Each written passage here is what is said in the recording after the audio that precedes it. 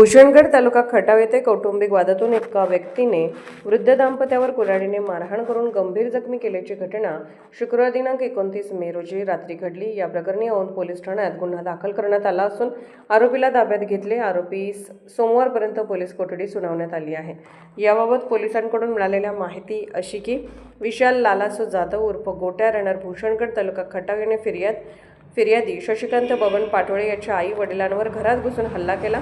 बबन ज्ञानू पाटोळे वय 65 व रुक्मिणी उर्फ रघुबाई पाटोळे वय 60 हे रात्री जेवत असताना संशयित त्याच्या घरी आला। तुमच्या मुलाने माझ्या आईला पळवून नेले असून तुम्ही त्याला मदत केली आहे असा आरोप करत त्याने कुऱ्हाडीने त्याच्या डोक्यावर वार केले। या हल्ल्यात दोघेही गंभीर जखमी झाले। घटनेनंतर जखमींना उपचारासाठी दवाखान्यात दाखल करण्यात आले।